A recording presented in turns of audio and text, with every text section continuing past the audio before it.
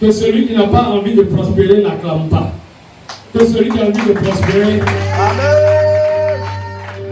Alléluia. Et le texte de base qui soutient tout ce mois, c'est Ésaïe 52, verset 13. Qui dit, voici mon serviteur prospérera, il montera, il s'élèvera bien haut. Voici mon serviteur prospérera, il montera, il s'élèvera bien haut. Prends Acte 20, verset 35. Pour le thème que je vais aborder tout à l'heure, Acte, chapitre 20, verset 35. Dis à ton voisin, écoute bien. Dis-lui, tu vas avoir des choses. Tu vas comprendre des choses. Je lis la parole de Dieu. Je vous ai montré de toute manière que c'est en travaillant ainsi qu'il faut soutenir les faibles. Se rappeler les paroles du Seigneur qui dit lui-même. C'est-à-dire se rappeler les paroles de Jésus qui dit lui-même.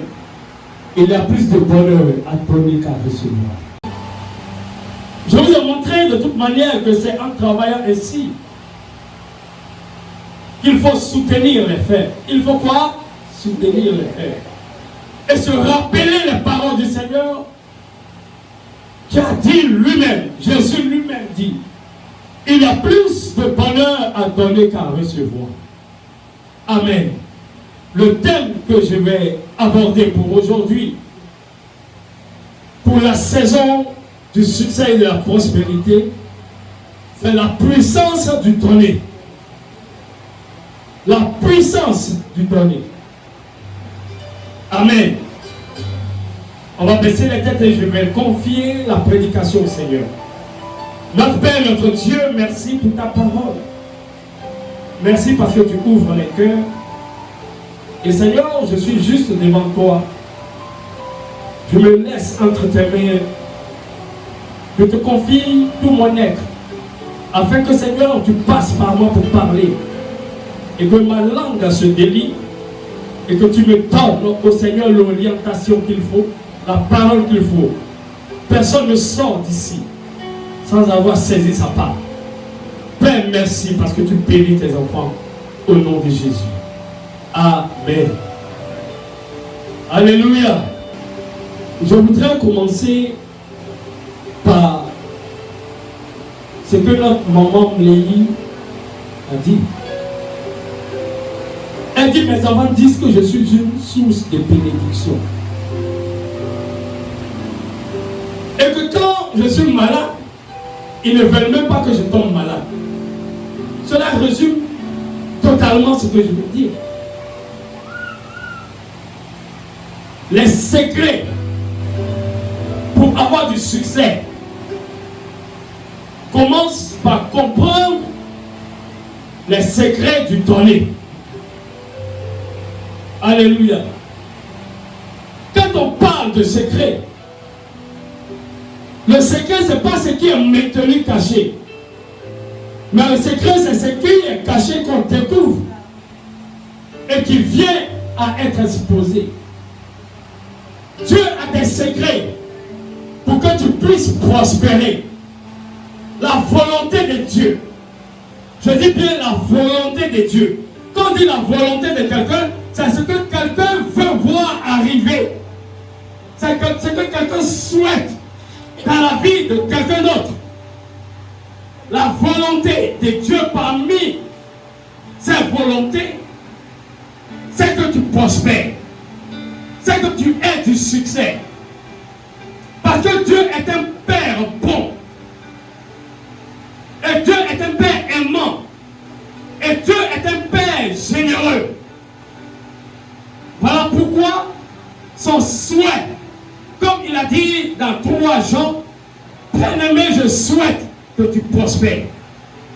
Et que tu prospères à tous égards.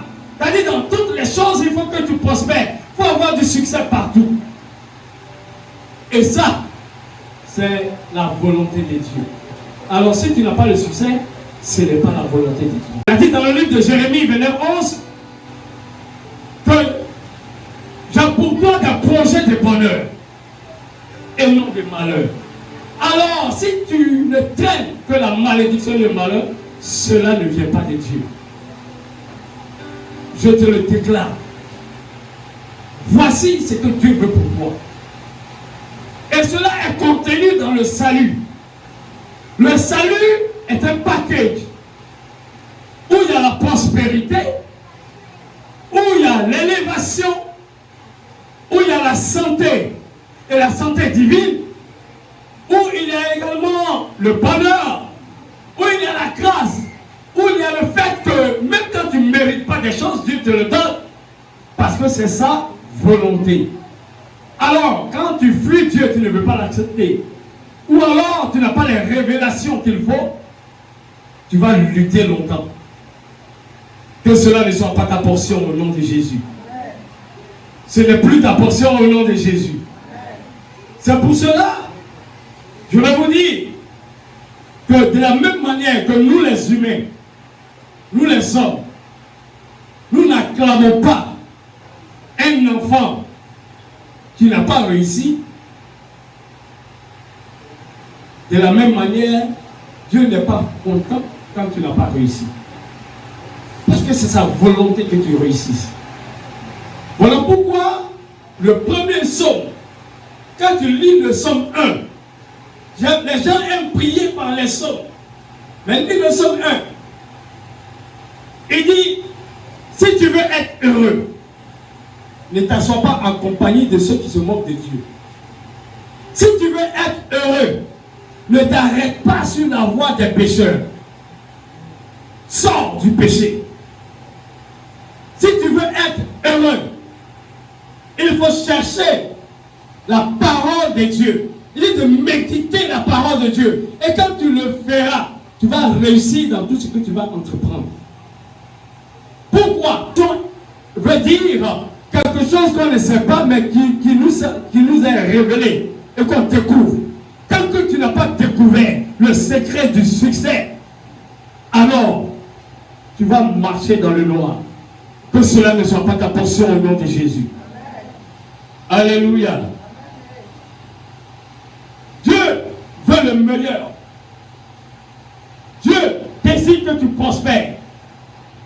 Mais pour y parvenir, tu dois apprendre à éviter le piège de l'égoïsme.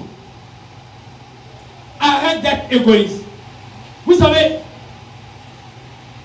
les personnes qui sont égoïstes ne pensent qu'à elles-mêmes. Et les personnes égoïstes, la Bible dit quelque part qu'ils sont comme des enfants. Les enfants aiment les jouets pour eux-mêmes. Tu vas payer plusieurs jouets, ça ne suffira jamais. Et c'est comme ça sont beaucoup de personnes. Moi je veux, moi je veux, moi je veux. Ça c'est un piège. Il faut éviter le piège. La société et le monde nous enseignent quoi? Que nous devons tout faire pour réussir pour nous-mêmes. Qu'est-ce que je peux avoir? Quand je fais ça, qu'est-ce que je peux espérer? Qu'est-ce que je peux avoir dedans? Et cela même se transmet à l'église. Je viens à l'église pour avoir une femme. C'est ton objectif. Je viens à l'église pour pouvoir avoir un travail. Je viens à l'église pour voyager. Écoute-moi bien. Écoute-moi très bien. Ce n'est pas ça. Ce n'est pas ça. Venir à l'église pour aller dans un autre pays, c'est une conséquence. Venir à l'église pour avoir un bon mariage, c'est une conséquence. Quand Jésus dit c'est une conséquence, ce n'est qu'un résultat. Mais pour avoir un résultat, il faut passer par un travail. Il faut passer par une réalisation. Et c'est ce que ma Bible me dit dans Matthieu 6 au verset 33.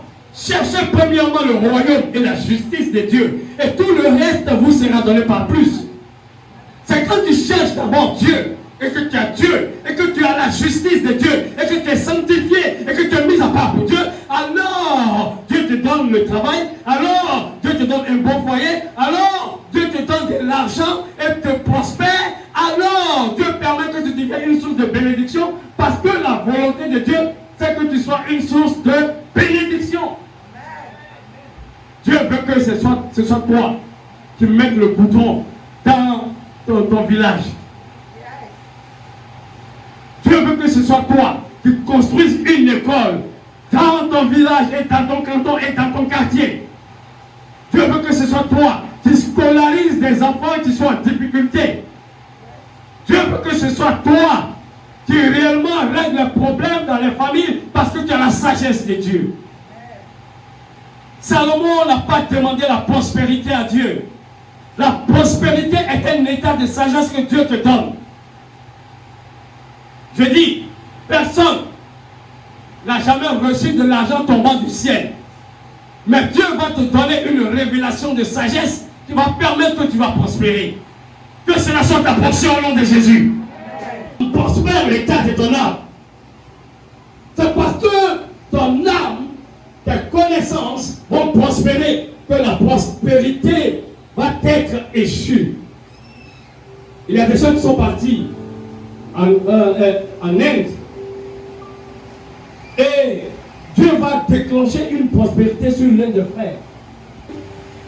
Et l'autre qui n'était pas chrétien, ils vont en Inde et puis du coup eux tous remarquent que la plupart des gens marchaient pieds nus, pieds plats. Et celui qui a la sagesse de Dieu va regarder cela, va dire voici, si tu fabriques des chaussures, tu vas avoir l'argent. Tandis que Dieu voit des milliardaires assis. Tu ne peux pas être chrétien et puis tu vas toujours être celui-là qui est à la traîne. Tout à l'heure, le pasteur Didier, à qui j'ai donné cette instruction pour la fin de l'année, je lui ai dit, les pasteurs donnent 10 000. Les leaders donnent 6 000. Et le peuple donne 3 000. Mais c'est rien du tout. Je connais un frère qui est venu ici. Il était chrétien. Et à la fin de l'année, comme en décembre, il est venu payer un mouton. Dis-moi, j'offre un mouton. Pour que, après la traversée, vous mangez. Ce frère-là est en France aujourd'hui. Marié à une femme blanche. Il y a des secrets. Ce n'est pas les amours, mais c'est connaître le secret de la prospérité et du succès. Derrière chaque réalisation, il y a un secret à contacter. Quand on va à l'école, on nous donne des secrets. Et les secrets sont les clés. Tout à l'heure, Hacham est passé pour donner les secrets pour une vie abondante, une vie d'honneur. Saisis le secret. Et entre autres, notre soeur Maman Mlehi a dit, elle a répété, l'une des choses qu'il a dit, que depuis que j'ai compris que je dois compter sur Dieu, que je dois compter sur Dieu. Notre soeur qui a rendu le témoignage a dit à peu près la même chose. Elle dit, j'ai appelé ici, j'ai fermé, j'ai appelé. Mais quand je suis venu à l'évangélisation, comptez sur Dieu. Dis à ton voisin, compte sur Dieu. Ton père peut être un général de l'armée, même le président de la République. Et quand tu vas le solliciter, il ne va rien te donner. Il y a beaucoup de personnes qui sont venues me voir ici. Et je leur ai dit, mets Dieu en priorité, l'église en priorité. Et tu verras. Et ils viennent me voir la veille du dimanche. Ils me disent, oh, il y a quelqu'un qui m'a donné un rendez-vous d'argent. Un rendez-vous d'argent. Ah, si je ne vais pas. Je leur dis souvent, laisse d'abord le rendez-vous. Et viens faire ton culte. Et après ton culte, tu vas partir. 99,99% des cas, quand ils sont allés, ils n'ont pas eu cet argent. Ou alors ils ont eu cet argent longtemps plus tard. Et beaucoup d'entre eux n'ont pas eu. Cherche premièrement le royaume et la justice de Dieu. C'est Dieu qui fait toutes choses. Notre soeur a dit que le bagage que j'ai pris est tombé en panne, j'étais pressé. Tant que tu vas mettre toi-même ta priorité à la place de la priorité de Dieu, tu auras plus de problèmes. Sors de cela au nom de Jésus. Je sais la joie de Dieu à un autre niveau. Si tu veux que Dieu déverse ses bénédictions et sa faveur sur toi en abondance, tu dois te libérer de toi-même. Qu'est-ce que tu es libéré de toi-même? Penser que à toi, tu penses seulement à toi, tu penses seulement à toi. Tu vas à l'église, c'est pour penser à toi. Tu vas réellement dans un mariage, c'est pour penser à toi. Jusqu'à dans le mariage, même tu ramasses tous les manger qu'il ne faut pas. Amen. Alléluia. Si tu veux que Dieu déverse ses bénédictions et sa faveur sur toi en abondance, tu dois te libérer de toi-même et te tourner vers les autres. Voici le secret. Tu veux prospérer. Ne dis pas que je suis pauvre. Dans ta pauvreté, là, lève-toi et puis le 5 francs que tu as, donne à quelqu'un. Tu verras le mystère. Je suis en train de te dire quoi les secrets. Comment tu vas prospérer. Alléluia. Commence dès maintenant à apprendre cela. Et arrête de chercher ce qu'on peut faire pour toi. Ce que je puisse faire pour quelqu'un. Nous avons été créés pour donner. Vous voyez, nous avons été créés pour donner. Et non uniquement pour chercher à nous satisfaire. Si tu oublies cette vérité, tu te priveras d'une vie abondante. Je te choque peut-être. Mais tu as été créé pour donner. Regarde un peu autour de toi. Si l'entreprise ne donnait pas des marchandises, elle n'allait pas recevoir de l'argent. Le secret de la prospérité se trouve dans le servir. Dans le servir. Dans Matthieu 20, Jésus a clairement dit que si tu veux être grand, il faut être le serviteur des autres. Tu veux être grand, sers les autres. Regardez même les hommes politiques. Normalement, les hommes politiques doivent être le serviteur du peuple. Quand tu serves le peuple est content. Et davantage d'impôts entrent. Mais bon, je n'ai pas dit ça. Amen. Très souvent, on constate que c'est le contraire. Au contraire, les gens qui meurent, qui ne soient pas ici. Jésus dit le plus grand dans le royaume. Dans Matthieu 20, verset 4, il dit ceci. Jésus les appela et dit, vous savez que les chefs des nations les tyrannisent et les grands les asservissent. C'est de ça que je parlais. Les chefs des nations les tyrannisent. Regardez, la plupart de ceux qui travaillent dans la fonction publique, le salaire n'est pas ça. Quand ils vont à la retraite, c'est un bas. Amen. Les chefs des nations les tyrannisent, c'est Jésus qui a dit. Et ils les asservissent. Au verset 26, il dit, il n'en sera pas de même au milieu de vous. Mais quiconque veut être grand parmi vous, qu'il soit votre serviteur.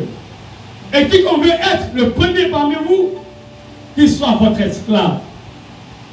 C'est ainsi que le Fils de l'homme est venu pour être, non pour être servi, mais pour servir et donner sa vie en rançon pour plusieurs. Dieu a tant aimé le monde qu'il a donné. Et le Fils de l'homme a été une rançon. Pour le plus que nous soyons dans la maladie, l'échec, pour le plus que nous soyons dans les recherches vaines, Jésus a donné sa vie à la croix. De riche qu'il était, il s'est fait pauvre. Il a abandonné son état de richesse Voilà pourquoi Dieu lui a donné le nom au-dessus de tout nom. Lui, mais il s'est abandonné, il s'est laissé crucifier. Pour qu'aujourd'hui, tu aies la vie éternelle. C'est-à-dire la vie qui continue après la mort physique. Et que tu n'ailles pas en enfer. 2.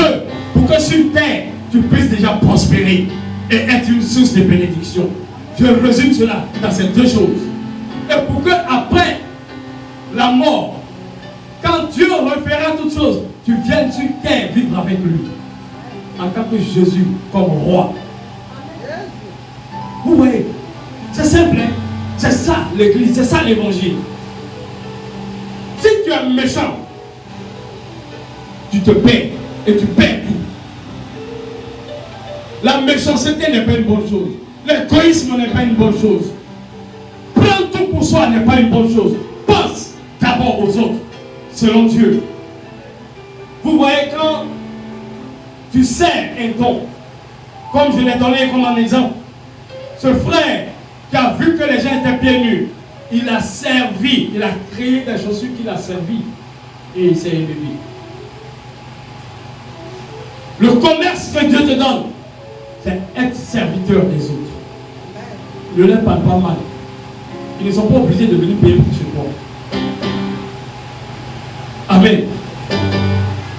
Ils ne sont pas obligés de venir payer ce que tu vends. Et comme tu veux servir les autres, pour quelqu'un qui va en manger, par exemple, doit bien préparer, choisir les bons ingrédients, choisir les bons légumes et faire soit sa sauce ou alors faire. Alors, tu sers comme ça avec bon cœur des gens, ils viendront payer chez toi quel que soit le prix. Mais si tu sers des choses pourries, alors on viendra une fois et on ne reviendra plus. Et la pauvreté va te localiser. Qu'il ne soit pas ainsi au nom de Jésus. Jésus dit de servir les autres. Être bon envers les gens.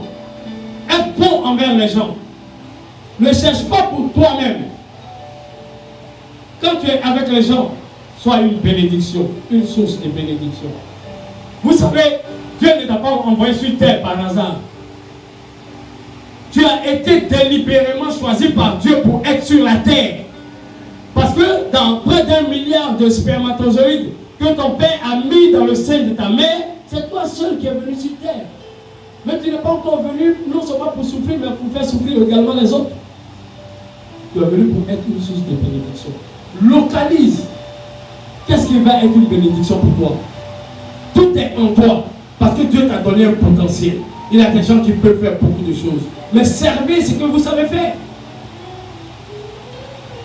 Et continue de servir. Bien-aimé, il faut également aimer les gens. Quand tu as un groupe, il faut aimer les gens. La Bible dit que nous devons bénir ceux-mêmes qui nous maudissent. La Bible nous dit que autant que cela dépend de nous, dans le livre de Romains 13, nous devons être en paix avec tout le monde. Tu dois être en paix avec les gens. Tu dis que tu es chrétien et tu as plein d'ennemis. Tu dis que tu es chrétien et il y a des gens avec qui tu ne parles pas. Tu dis que tu es chrétien et tu contournes des murs parce que tu n'as pas envie de rencontrer quelqu'un. C'est ce que tu donnes. Tu ne donnes que la haine. Jésus nous a dit que si on te gifle sur la joue droite, dans la joue gauche, ça ne veut pas dire qu'il faut te placer pour qu'on te gifle. Ça veut simplement dire que est la puissance du pardon. Ne réplique pas. Toujours c'est toi. Moi, on ne me fait pas ça. Moi, on ne me fait pas ça. Nous, dans notre famille, là, on ne fait pas ça. Ta famille est quoi par rapport à la famille de Jésus? Dans la famille de Jésus, on a du travail. Dans la famille de Jésus, on enfante. Dans la famille de Jésus, on se marie. Dans la famille de Jésus, on voyage. Dans la famille de Jésus, on bénit les gens. Quand ta famille a quoi est plus que orgueilleux.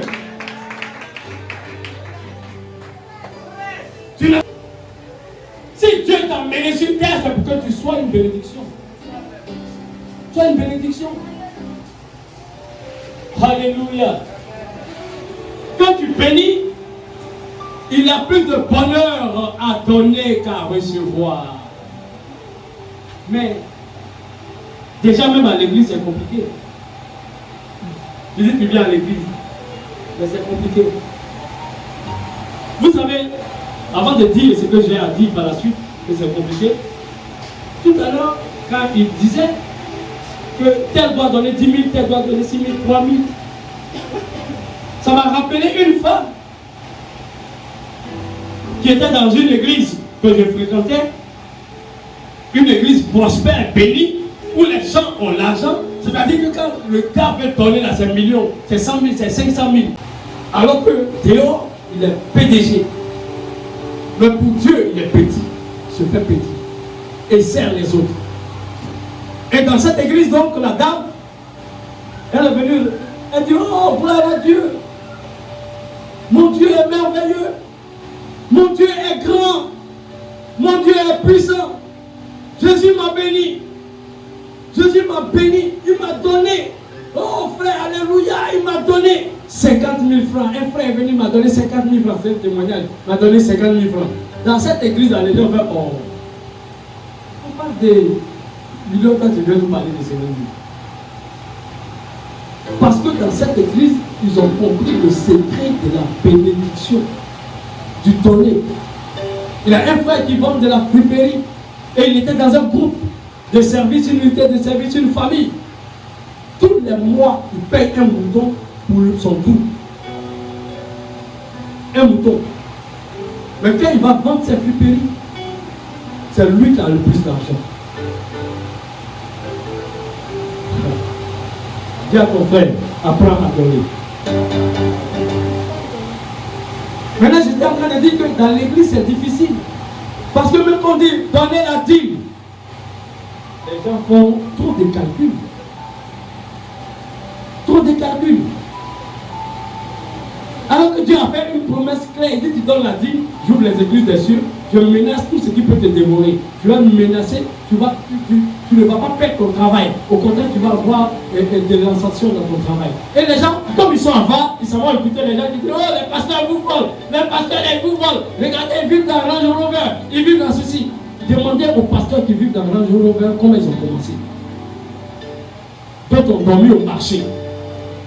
D'autres ont dormi dans des petits coins. Prenez leur histoire. Aujourd'hui, rien ne peut se cacher. Prenez l'histoire d'Ivan Castanou, lisez. Prenez l'histoire de Mohamed Sanogo, lisez. Prenez l'histoire de Yahya Diorobé, lisez. Prenez l'histoire de n'importe qui sont aujourd'hui en charge, lisez. Prenez l'histoire de Oyedepo, lisez. Dieu bénit ses enfants et ses serviteurs. Et ça, c'est de la méchanceté. Ceux qui disent cela sont méchants. Parce que si vous voyez votre homme de Dieu à pied, vous-même vous allez vous moquer de lui et vous n'allez pas venir dans son église, mais vous allez aller dans l'église qui a prospéré. Vrai ou bien faux? Pourquoi vous êtes méchant? Hein? Pourquoi? Vous devez être fier. Fier de ce que vous appartenez à Dieu. Donnez, apprenez à donner. Apprenez à donner au-delà même de ce que vous devez espérer. Et c'est pour cela que je vais vous lire dans Acte 4, verset 32 à 37, il est écrit, la multitude de ceux qui avaient cru, la multitude de ceux qui avaient cru en Jésus n'était qu'un seul cœur et qu'une seule âme. Nul ne disait que ses biens lui appartenaient en propre, mais tout était commun entre eux. Les apôtres rendaient beaucoup avec beaucoup de force. Les apôtres rendaient avec beaucoup de force témoignage de la résurrection de Jésus. Et une grâce reposait sur eux. Car il n'y avait parmi eux aucun indigent.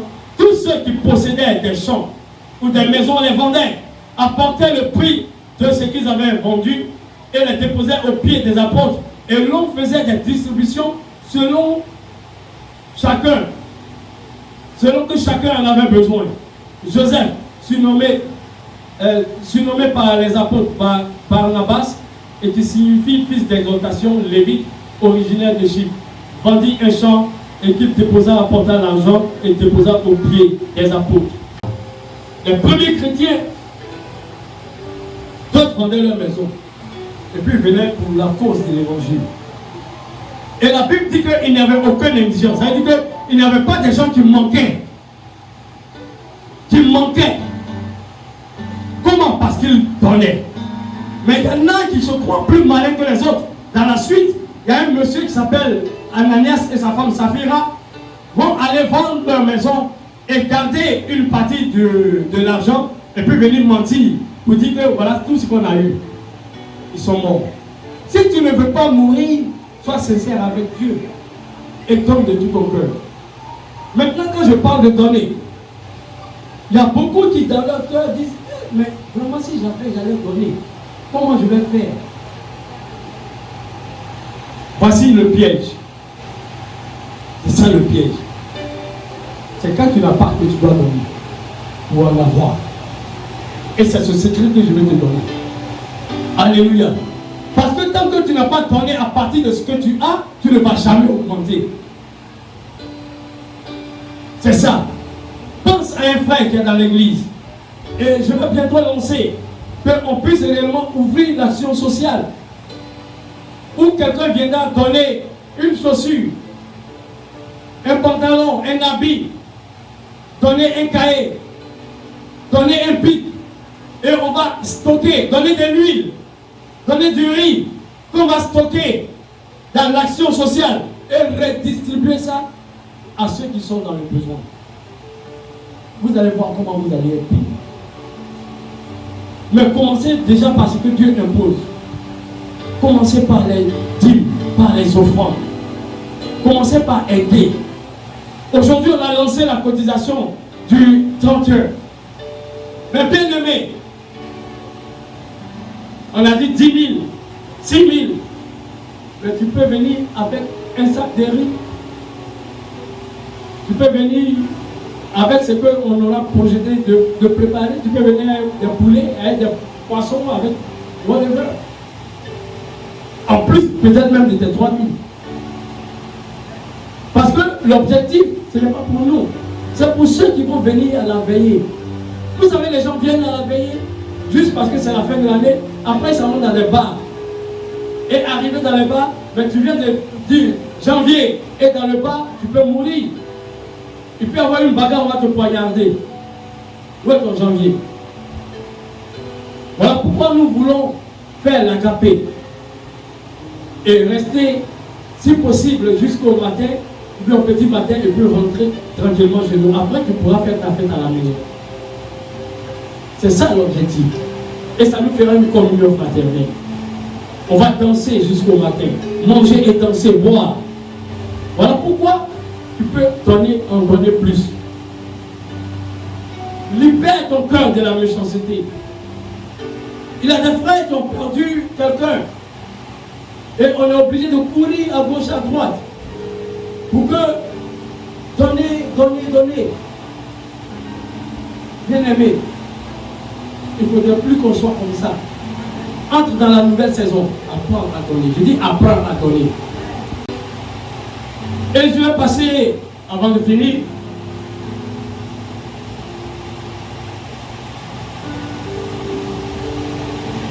à 2 exemples bibliques.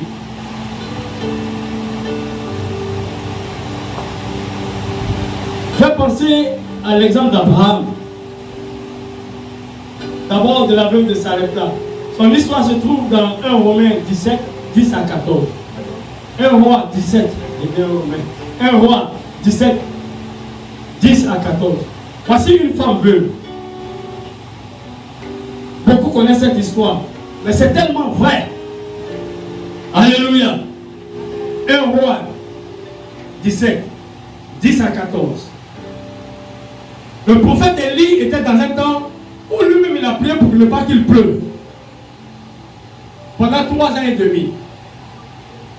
Donc quand c'est comme ça, c'est chose sur tout le monde, même le prophète a dit qu'il ne va pas pleuvoir parce qu'il a proclamé la parole de Dieu.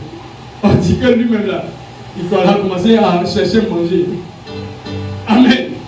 D'abord il allait quelque part, c'est les corbeaux qui les ont nourris.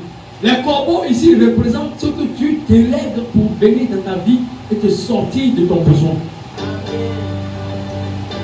Quand tu donnes pour Dieu, tu travailles pour Dieu, qui vont venir des personnes inattendues qui vont être ta source de bénédiction. Alléluia. Mais celle-là, elle était une veuve. Quand on dit veuve, le mot veuve là, veut dire qu'elle a perdu son mari. Lui qui travaillait, qui envoyait l'argent, elle est mort. Et elle avait un enfant. Et elle n'était même pas de la nation juive. Elle était une Sidonienne, une païenne de la Syrie. Elle n'était même pas de la nation juive. Dieu lui dit, va chez cette femme-là, tu vas la bénir. Je ne sais pas, la Bible n'a pas dit comment était la femme. La Bible n'a pas dit du vivant de son mari, qu'est-ce qu'elle faisait. Mais on sait que son mari est mort. Et Dieu va diriger le prophète là-bas. Notez ceci. Écrivez une seule fois. Les prophètes, les hommes de Dieu, viennent toujours là où il y a un problème. Pour régler. Quand vous venez à l'église, nous vous prêchons pour que Dieu vienne au secours de vos besoins. Alléluia. Dieu envoie toujours un homme de Dieu là où il y a un problème. Alléluia. Dieu envoie un homme de Dieu là où quelqu'un est en train de souffrir. Alléluia. On amène la fin. Alléluia. Amen. Bien aimé. Donc il va aller chez la veuve. Et il va dire à la veuve, donne-moi à manger, donne-moi à boire d'abord. Elle a donné, il dit, donne-moi à manger. La femme dit, je sais que tu es homme de Dieu. Mais là, manger que j'aime, c'est pour moi et mon fils. Et puis après ça, on meurt. Pas ce repas, c'est notre dernier repas. Homme de Dieu, je te dis. Est-ce que c'est pas ce que tu dis souvent aux hommes de Dieu? Hein? Homme de Dieu. Homme de Dieu, débrouille-toi. Dieu va te pourvoir. Dieu qui est là, il ne peut pas te donner ça. Et l'homme de Dieu va répondre, fais-moi d'abord un gâteau. Bon, normalement, dans la logique, un homme de Dieu qui va te parler comme ça, tu as dit c'est un escroc. Ou bien il n'a pas entendu ce que j'ai dit. Pasteur, j'ai dit je n'ai rien. Il dit, 10 francs que tu as et puis tu as mouru, donne-moi. Et la femme a enlevé, elle a donné. Et quand elle a donné, elle a fait le gâteau avec sa dernière farine et son dernier huile. Dès qu'elle a fait, ça s'est remplacé. Et tout le temps que l'homme de Dieu a passé dans la maison, elle n'a plus jamais rien manqué. Et après, son enfant même est mort. À cause de la présence de l'homme de Dieu, l'enfant est ressuscité. Quand tu donnes, Dieu ressuscite tes affaires. Quand tu donnes, Dieu ressuscite ton avenir. Quand tu donnes, Dieu retourne la situation. Quand tu donnes, Dieu te bénit l'excellence. Alors n'aie pas peur de donner. Tes affaires sont mortes, couchées, parce que tu refuses de donner. Et quand je dis donner, ce n'est pas seulement à l'homme de Dieu, mais donner autour de toi, donner aux veuves, donner aux orphelins, donner aussi à l'église, donner dans ton quartier, donner partout, donner, donner, donner, donner, donner, donner, donner, doit être dans ta tête, donner, je dois donner à tous égards, tout ce que je dois faire, c'est de donner. Donner, donner. Quand tu veux avoir un enfant, tu donnes ton sperme. Et la femme te rend l'enfant. Elle transforme ton sperme en enfant. Quand tu veux de la nourriture, tu donnes l'argent de la popote. Et la femme transforme cela en nourriture. Si tu ne donnes pas, tu ne manges pas. Si tu ne donnes pas, tu n'évolues pas. Apprends à donner.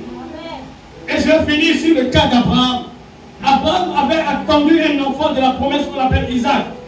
Dieu même lui a dit que c'est cet enfant-là, c'est par cet enfant-là que la situation va changer et que je vais te bénir. Et que tu vas devenir une multitude. Et que tu vas être riche, prospère à partir de cet enfant. Mais Abraham, au début, il n'a pas écouté Dieu. Il a voulu aider Dieu. Quand tu vas aider Dieu, tu vas créer des problèmes. Il ne faut pas aider Dieu. Voilà pourquoi nous, les chrétiens, on ne fait pas de guerre sainte. Dieu est suffisamment grand pour se défendre lui-même.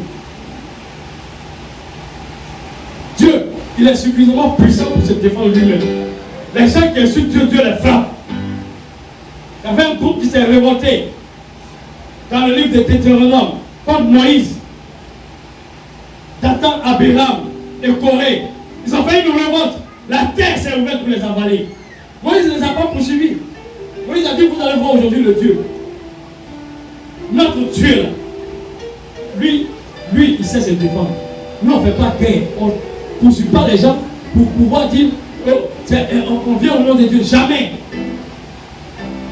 Alléluia.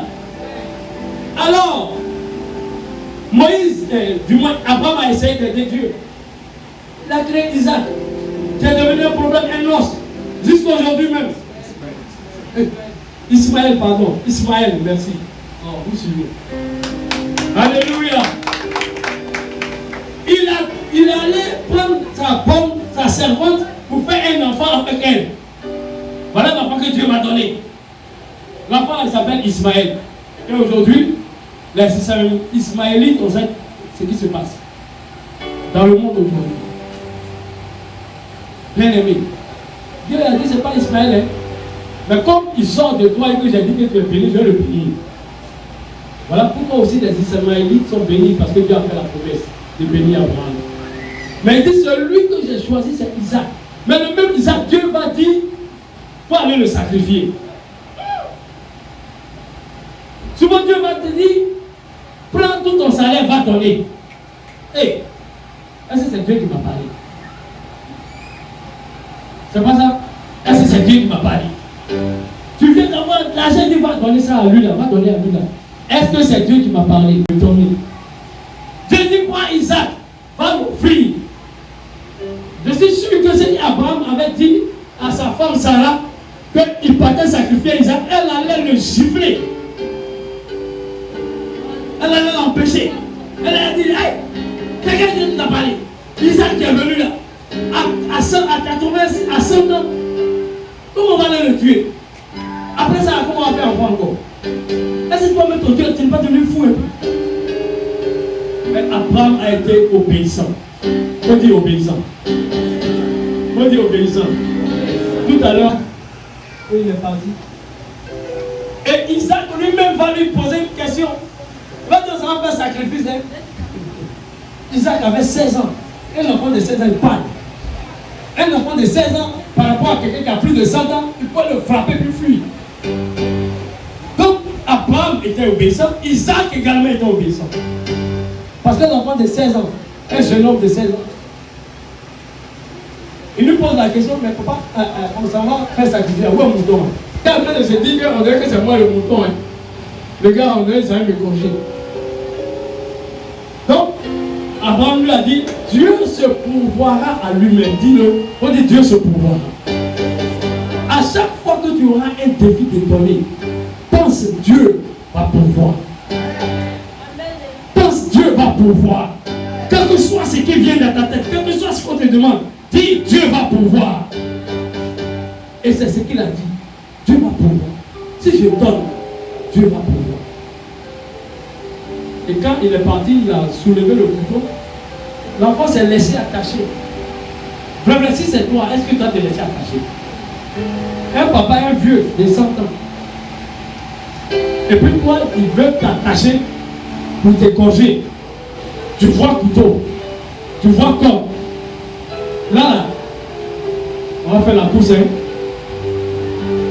On va faire la course. C'est comme les poulets qu'on les gorge un peu et puis ils ne sont pas bien morts et puis tu le poursuis pour l'attraper. Amen. Et là, il s'est laissé. Au moment où il allait l'égorger, Dieu dit arrête et puis lui a donné un béni. Il a donné un béni. Dieu ne va jamais te laisser mourir. Dieu ne va jamais te laisser comme ça quand lui-même te donne le défi. Si te donne le défi, acclame le Seigneur parce que c'est là qu'il va pouvoir. C'est là qu'il va pouvoir. Alors quand on dit donne, c'est généralement pour que ta bénédiction éclore. Personne ne conserve les frites et comment on mange un poulet dans son ventre. Si c'est quelque chose le poulet, le fruit que tu as mangé, ça va devenir, tu vas aller aux toilettes avec ça. Amen. Et demain, tu en auras encore besoin. Pour dire que quand tu es un consommateur et que tu n'es pas un donateur, tu te crées des problèmes. Tant que tu n'as pas déplacé ce qui est là, nouveau ne va pas venir. Tant que tu n'as pas déplacé ce qui est là et que tu es attaché à ça, nouveau ne viendra pas. Détache-toi de ce qui est là pour avoir le prochain. Amen. Alléluia. Amen. Alléluia. Je connais un homme ici qui a commencé à travailler, il a pris tout son premier salaire de venir déposer. Et moi-même, qu'elle a déposé, il dit, ouais, Seigneur, que ton nom soit béni, j'ai prié.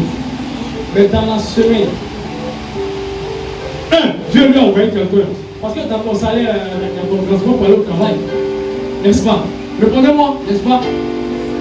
Il y a ce que tu prends pour payer ta maison. Il y a ce que tu prends pour payer l'école des enfants. C'est ça qu'on appelle salaire. Il y a ce que toi-même tu prends pour tes petits besoins. Il y a ce que tu as donné à ta femme. Mais il a tout pris, il est venu déposer. Normalement, on a dit qu'il est bête. Ça, c'est la pensée des hommes. Et quand il a déposé Dieu lui a donné quelqu'un qui était son supérieur pour le transporter pour aller au travail. Donc son supérieur est devenu son chauffeur. Le supérieur l'appelle, allô, tu es là, oui, viens monter à partir au travail tout le mois. Deuxièmement, il a eu des gens pour lui donner à manger. Troisièmement, il a eu de l'argent même pour tous ses besoins et en profusion. Alléluia. Et moi, personnellement, j'ai tellement expérimenté ça. J'ai tellement expérimenté ça que c'est devenu naturel et normal. Je suis capable de donner tout ce que j'ai. Et je m'attends à Dieu. C'est vrai que quelquefois tu donnes, ça peut faire 1 jour, 2 jours, 3 jours. Mais quand ça va venir là, ça vient en boîte. Amen. C'est pour cela qu'il faut donner. Quand tu donnes, tu ne manques pas. Quand tu donnes, tu ne manques pas. Quand tu donnes, tu ne manques pas. Ceux qui sont autour de moi le savent.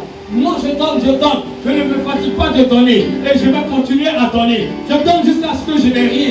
Mais Dieu ne m'a jamais laissé tomber dans un problème. C'est ce qu'il faut que tu apprennes. Amen. Dis à ton voisin, donne. Dis-lui bien. Dis-lui encore plus fort. Amen. On lui dit, est-ce que tu as donné? Est-ce que tu demandes? Et puis il n'a qu'à te répondre. Donc c'est lui qui doit le répondre. Alléluia. Alléluia. Est-ce que tu as entendu? Amen. Le secret pour pouvoir commencer à avoir du succès. Dans ce mois, je vais vous donner plusieurs secrets comme ça. Mais l'un des secrets, c'est la puissance du donner. Alléluia. La puissance du donner. N'aie pas peur. Parce que ce qui nous effraie souvent, si et comme ça, qu'est-ce qu'il va avoir? Et ça s'appelle être avare. Et dans 1 Corinthiens 6, au verset 14, on dit les avares n'hériteront pas du royaume de Dieu. Quelqu'un va chercher plus loin et dit, hein? Il y a écrit non? Que les avares vont pas faire quoi? Ils ne vont pas hériter. L'héritage du royaume de Dieu, c'est ce que le ciel peut nous donner. D'abord ça. Et puis ça peut t'amener maintenant à ne même pas être croyant. Et ça va t'amener à être celui qui se plaint. Ah, il a toujours dit qu'on n'a pas donné. On n'a pas donné. Le pasteur, c'est lui seul qui apprend pour aller. Qui vous a dit ça? Que la maison, ça paye comment? Sois libéré au nom de Jésus. Donc, on amène la fin. Sois libéré au nom de Jésus. Fini. Voici ce que Jésus va dire. C'est ça ma conclusion. Matthieu 25, 34 à 40. Alors le roi dira à ceux qui sont à sa droite, venez, vous qui êtes bénis de mon Père, prenez possession du royaume qui vous a été préparé dès la fondation du monde. Quand j'ai eu faim, vous m'avez donné à manger. J'ai eu soif, vous m'avez donné à boire. J'étais étranger et vous m'avez recueilli. J'étais nu, vous m'avez vêtu. J'étais malade, vous m'avez visité. J'étais en prison et vous êtes venus me voir.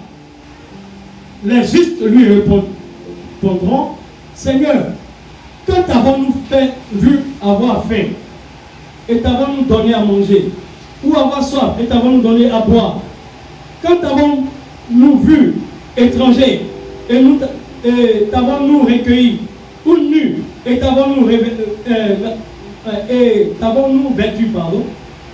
Quand avons-nous vu malade ou en prison et sommes-nous allés vers toi? Et le roi leur répondra: je vous le dis en vérité, toutefois que vous avez fait ces choses à l'un de ces plus petits de mes frères, c'est à moi que vous les avez faites. Toutefois que tu fais du bien, et à un enfant de Dieu, quand je dis enfant de Dieu, c'est à tout le monde. Homme de Dieu, enfant de Dieu, tout le monde. Quand tu fais du bien, Dieu te bénit. Dieu te bénit. Veux-tu apprendre à commencer à être béni? Apprends à donner. Apprends à donner. Et ne murmure pas derrière ça. Alléluia. Tu veux sortir de ta condition? Apprends à donner. Apprends à donner. Tant que tu n'apprendras pas à donner et que tu retiendras toujours, ta condition risque de durer. Ça risque de durer. Mais si tu veux vite avancer, donne, libère ta vie. Libère ta vie. Parce qu'une main ouverte reçoit. Mais une main fermée ne reçoit pas. Que Dieu vous bénisse.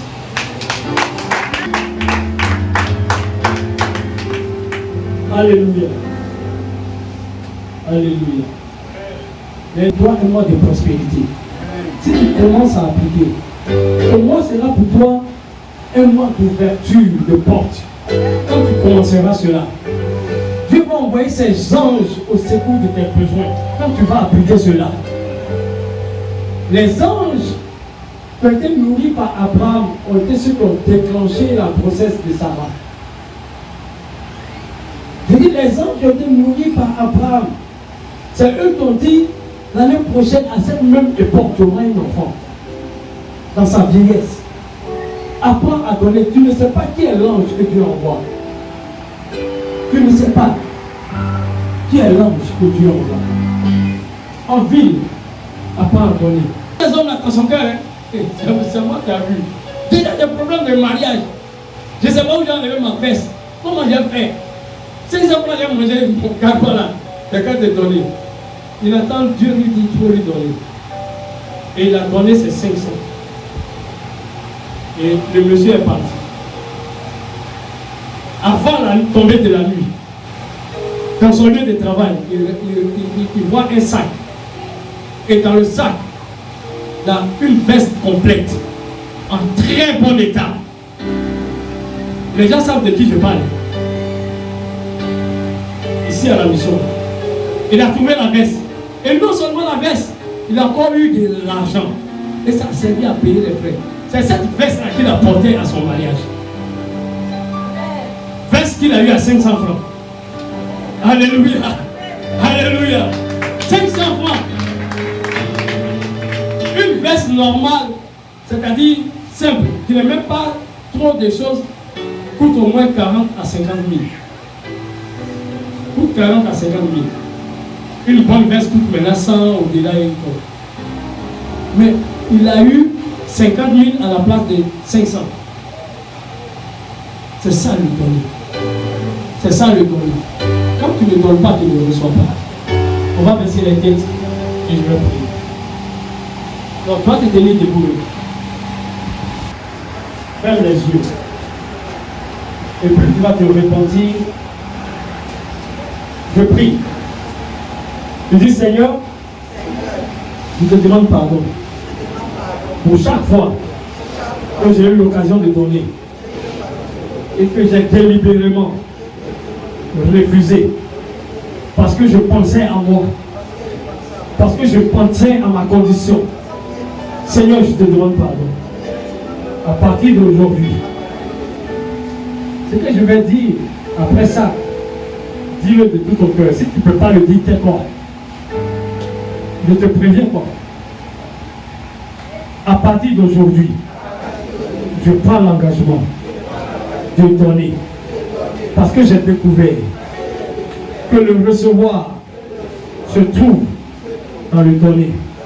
Fais de moi une source de bénédiction dans mon entourage, dans ma maison, dans ma maison, dans ma maison, pour mes enfants, pour mon épouse, pour tous ceux qui sont dans la maison, dans le quartier, dans l'église, que je sois une source de bénédiction, que je sois une source de bénédiction. Seigneur, je prends cet engagement. Dans les 3 mois à venir, je vais te mettre à l'épreuve pour voir si tu es Dieu, si tu es Dieu ou tu ne l'es pas. Seigneur, seulement je te demande de me donner la force de le faire, de changer de mentalité, à partir de ce mois d'octobre. Seigneur, je vais apprendre à donner et je vais donner et je vais donner. Je reçois. Merci Seigneur, au nom de Jésus. Amen. Mesdames et messieurs.